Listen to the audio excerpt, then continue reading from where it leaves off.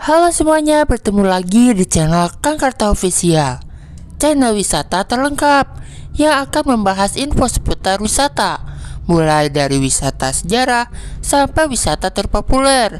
Jangan lupa juga tekan subscribe, like, dan komennya. Follow juga akun TikTok, Facebook, dan Instagram Kang Karta Official. Siapa nih yang udah gak sabar belajar sejarah bareng kita-kita? Nih, aku mau ngajakin kalian untuk belajar sejarah di kota tua. Gedung museum yang berdiri saat ini awalnya merupakan balai kota atau stadius yang diresmikan oleh Gubernur Jenderal Abraham van Riebeeck pada tahun 1710. Pembangunan gedung ini sendiri telah dimulai pada era Gubernur Jenderal Jan Pieterszoon pada tahun 1620. Kondisi tanah Jakarta yang labil membuat gedung ini sempat anjlok, sehingga dilakukan beberapa kali usaha pemugaran hingga peresmiannya. Museum dengan nama populer Museum Fathahillah menyimpan 23.500 koleksi barang bersejarah. Jika kamu mau masuk ke dalam museum, wajib scan barcode atau check-in lewat aplikasi Peduli Lindungi. Setelah masuk, kita disajikan dengan kursi besar terbuat dari kayu. Nah, di sini ada peti yang terbuat dari besi atau baja untuk menyimpan benda-benda. Yang ini sebuah lemari terbuat dari kayu. Di sini terdapat lukisan yang menggambarkan adanya perjamuan makan dan dihadiri oleh banyak orang Belanda, dan ada juga orang dengan pakaian Jawa. Geser lagi ke ruangan selanjutnya. Di sini merupakan ruangan merchandise atau tempat souvenir.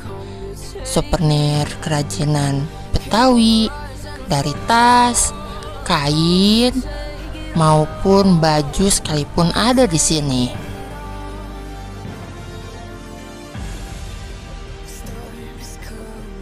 Ruangan selanjutnya yaitu ruangan Diponegoro. Pangeran Diponegoro tinggal di sebuah kamar di atas penjara wanita di Museum Fathahillah.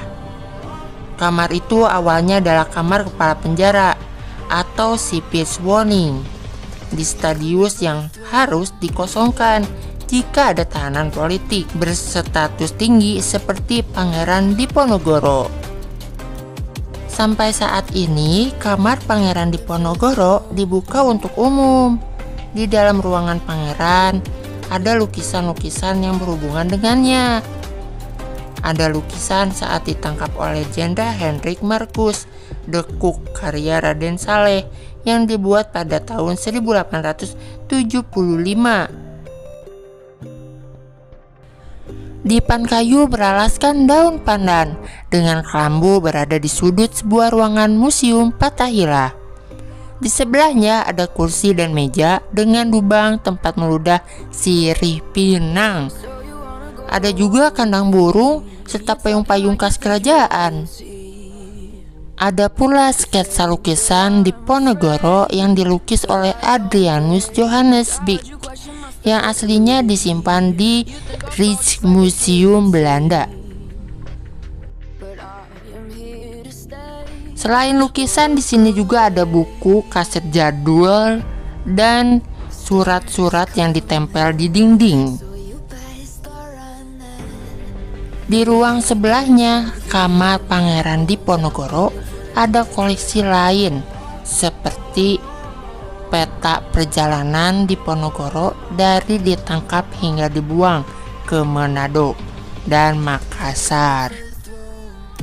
Ada juga uang kertas pecahan 1000, 100, dan koin logam dengan gambar Pangeran Diponegoro yang dibingkai dengan figura.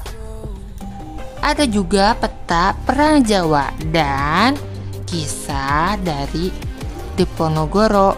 Kalian bisa membacanya di dinding itu ya.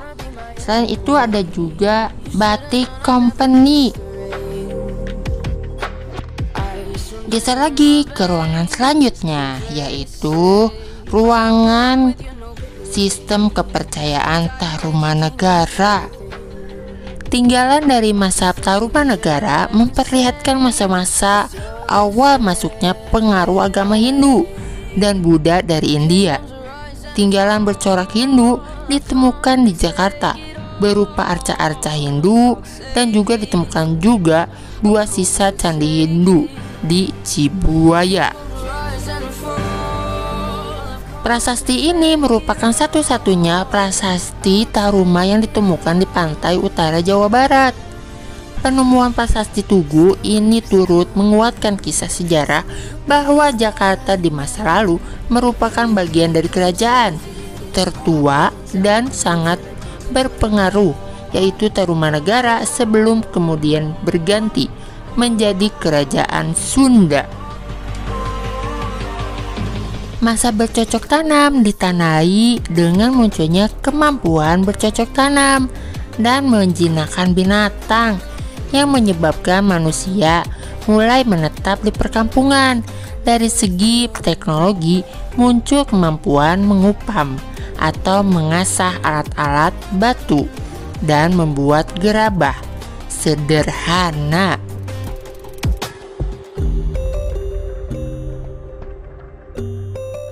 Masa perunggu besi didirikan dengan munculnya kelompok masyarakat yang memiliki kepandaian khusus, seperti pembuatan gerabah yang sudah maju dan artefak logam, serta pengerjaan kayu dan perahu.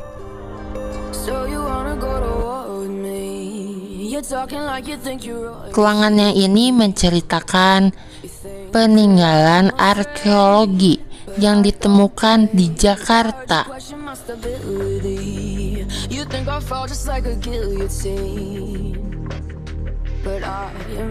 Sebelum naik ke atas, kita masuk dulu ke ruangan yang ini. Ruangannya ini yaitu Kelapa, Jakarta. Di ruangannya ini terdapat poster yang menceritakan wilayah kekuasaan kerajaan Sunda. Geser lagi ke sebelahnya. Di sini terdapat batu yang merupakan sistem kepercayaan Sunda.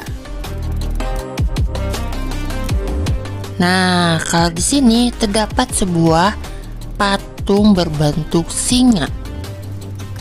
Patung ini dahulunya dipasang di depan gedung Pancasila, Jalan Pejambon, kemudian sempat menjadi koleksi Museum Old Batavia di tahun 1939. Pada tahun 1973, patung ini baru menjadi koleksi Museum Sejarah Jakarta. Tempat yang kita tuju ada di lantai 2. Kita harus melewati tangga kayu ini. Nah, kita udah ada di lantai 2. Di sini terdapat sebuah miniatur kursi panjang,